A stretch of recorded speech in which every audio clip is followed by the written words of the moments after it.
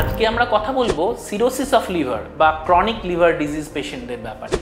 আপনারা জানেন যারা আমাদের চ্যানেল রেগুলারলি ফলো করেন যে আগে কিন্তু আমরা একটা জিনিস নিয়ে আলোচনা করেছিলাম, সেটা হচ্ছে টিপস, TIPS।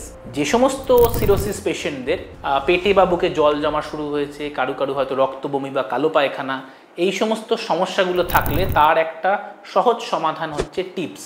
কারণ সকলেই জানেন লিভার ট্রান্সপ্লান্ট তো বললেই সবসময় সম্ভব হয় না, কারণ এটা একটা অনেক লক্ষ টাকার ব্যাপার এবং কাউকে লিভার ডোনেট করতে হবে। এই দুটো সমস্যার জন্য কিন্তু ট্রান্সপ্লান্ট খুব একটা ইজিলি অ্যাভেলেবল জিনিস নয়।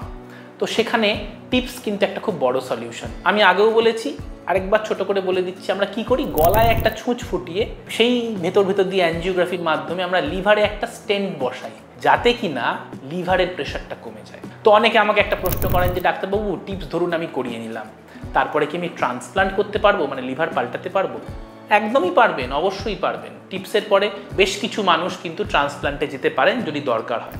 ধরুন কলকাতা শহরে গত 7-8 বছরে আমরা 165 জন মানুষের টিপস করেছি। তাদের মধ্যে গোটা 10 লোক পরবর্তীকালে ট্রান্সপ্লান্টে গেছেন, বাকিরা যাননি, কারণ তারা এখন সিমটোম্যাটিক নন। তারা বলছেন আমরা কেন ট্রান্সপ্লান্টে যাব।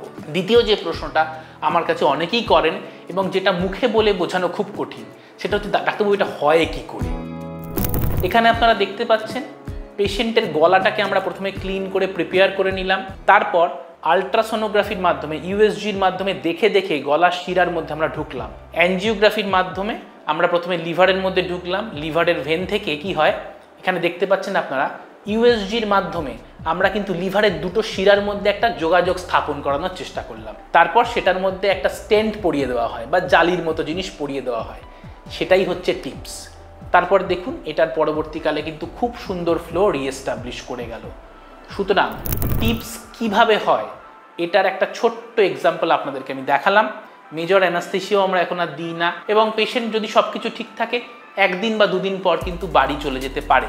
সুতরাং যারা ট্রান্সপ্লান্ট করাতে পারছেন না বা কোনো কারণে ট্রান্সপ্লান্টের পয়সা জোগাড় করে উঠতে পারছেন না, তাদের জন্য টিপস কিন্তু একটা খুব ভালো সলিউশন হতে পারে।